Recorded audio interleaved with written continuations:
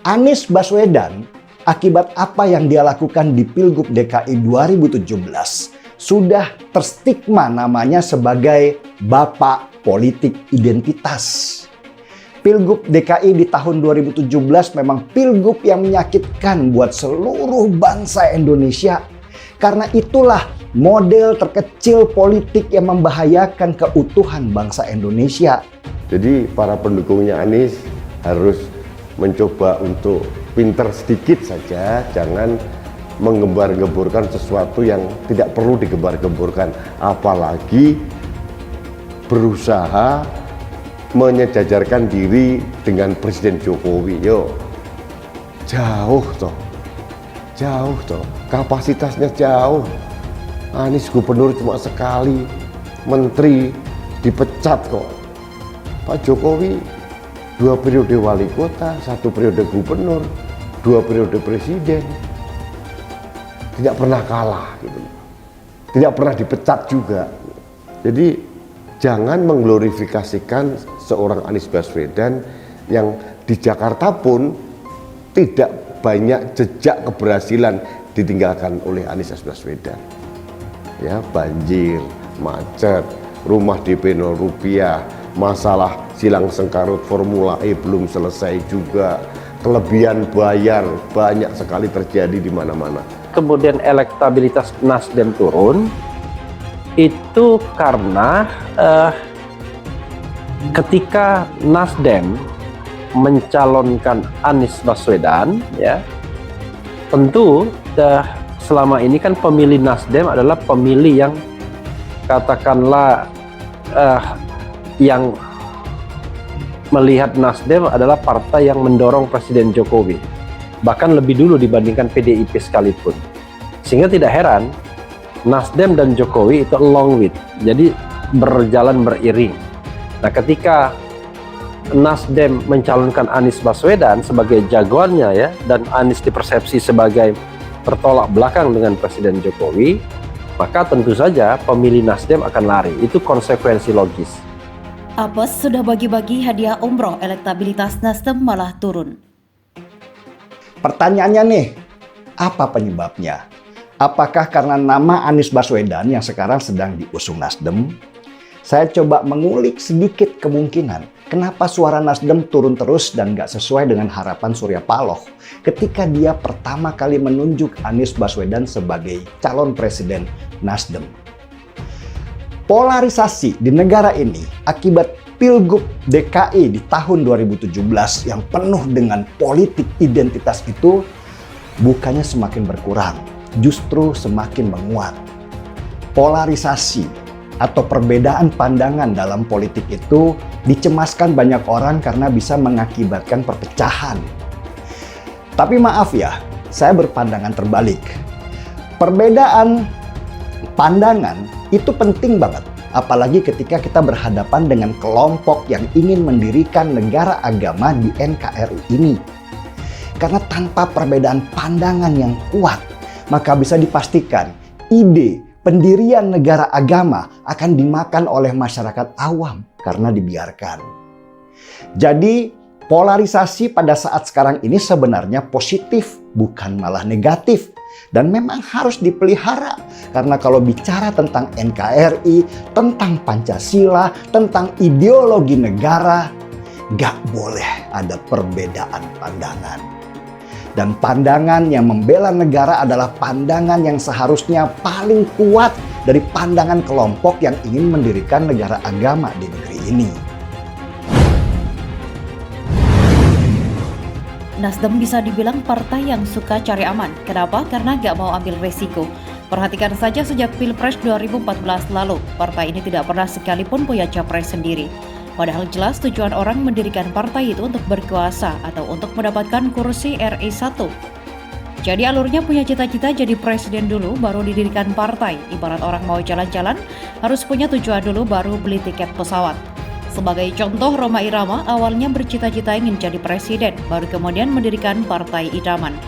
Begitupun dengan Farhad Abbas, sebelum ia mendirikan Partai Pandai, yang ada di dalam benaknya sudah ada selera untuk menjadi presiden di Republik ini. Sedangkan Surya Paloh gak jelas cita-citanya apa tiba-tiba mendirikan Partai Nasdem. Buntutnya Nasdem selalu mengusung orang lain sebagai capres seperti pada Pilpres 2014 silam, partai ini mendukung Jokowi yang notabene kader PDIP. Yakin Jokowi bakal menang lagi di periode kedua pada 2017 atau 2 tahun sebelum Pilpres dikelar, Nasdem sudah mendeklarasikan dukung Jokowi lagi. Padahal kala itu PDIP belum menyatakan secara resmi mengusung mantan wali kota Solo tersebut. Partai yang sering menyebut Restorasi Indonesia ini main salib aja. Hal ini juga yang kemudian membuat hubungan Megawati dan Paloh renggang waktu itu. Belum lagi ditambah dengan banyak kepala daerah PDIP pindah atau dibajak oleh Nasdem. Lantas, apa yang membuat Nasdem cepat-cepat mendeklarasikan dukungan kepada mantan gubernur DKI tersebut? Tentu tidak lain tidak bukan supaya dianggap sebagai pahlawan atau penyelamat Jokowi oleh para Jokower. Dengan demikian, harapannya muncul simpati dari para pendukung Jokowi ini dan muaranya turut memilih Nasdem. Terbukti pada pemilu 2019, perolehan suara Nasdem meningkat tajam dari yang awalnya 6,27% menjadi 9,05%. Dari yang awalnya berada di urutan ke-8, perolehan suara terbanyak menjadi urutan ke-5. Strategi yang dipakai oleh Nasdem ini sebenarnya cukup manjur, hanya saja kalau tidak berani ngusung capres sendiri tidak ada gunanya juga.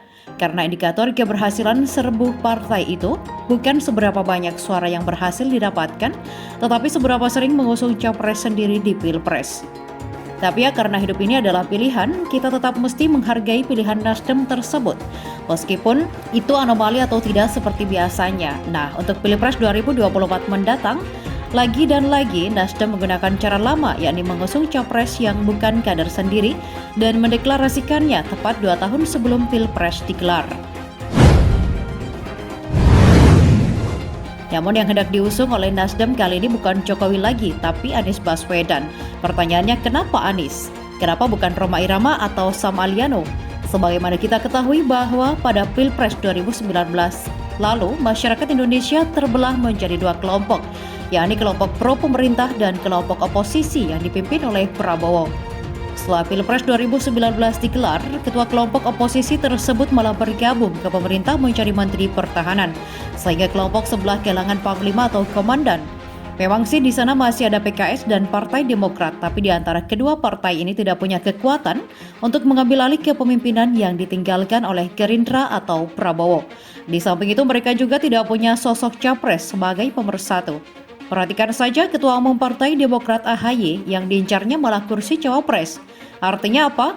Orang ini tidak percaya diri untuk maju sebagai capres. Hal inilah yang kemudian dilihat oleh Surya Paloh sebagai peluang. Dan dia sadar betul bahwa kelompok sebelah mengidolakan Anies sehingga diusunglah Anies sebagai capres oleh Nasdem. Harapannya sih Nasdem mendapatkan limpahan suara dari pendukung ex-Mendikbud tersebut. Karena PKS dan Partai Demokrat juga oposisi serta sudah ditolak oleh PDIP untuk berkoalisi, maka mau tidak mau kedua partai tersebut turut mengusung Anies ke depannya, meskipun cawapresnya bukan kader mereka. Lantas apa hal pertama yang dilakukan oleh Nasdem untuk mewujudkan ambisinya itu? Yakni menyuruh Anies keliling Indonesia melakukan safari politik. Daerah utama yang disasar adalah basis masa Prabowo di Pilpres 2019 lalu, seperti Aceh, Sumbar, Riau, dan Sulsel. Termasuk Kabupaten Pangkep yang Prabowo juga memang telak di sana turut didatangi oleh Wan Anies. Kunjungan Anies di salah satu kabupaten di Sulsel ini yang menarik karena supaya pengunjung banyak yang hadir. Acara safari politik dibungkus dengan kegiatan jalan santai dengan hadiah yang tidak main-main, yakni umroh. 4 paket umroh sekaligus disediakan oleh Nasdem kala itu, plus 1 unit mobil. Pertanyaannya, siapa pula yang tidak tertarik ikut jalan santai dapat hadiah umroh gratis? Hal inilah yang kemudian membuat safari politik Anies itu ramai didatangi pengunjung, beda dengan saat dirinya berkunjung ke Sumbar yang sepi peserta. Hanya saja masalah, meskipun sudah menyediakan jet pribadi buat Anies melakukan safari, serta bagi-bagi hadiah umroh gratis agar yang hadir di acara Anies ramai. Menurut hasil survei terbaru, elektabilitas Nasdem malah turun. Elektabilitas Nasdem di survei terbaru turun menjadi 3,2% dari yang awalnya 4,8% menurut SMRJ. Artinya apa? Safari politik yang dilakukan oleh Anies tersebut tidak ada manfaatnya sama sekali, termasuk memberikan hadiah umroh ke orang yang tujuannya politis, juga unfaedah. Nasdem mungkin brewok lupa kalau perolehan suara partainya cukup tinggi di Pilpres 2019 lalu berasal dari pendukung Jokowi bukan dari kadrun.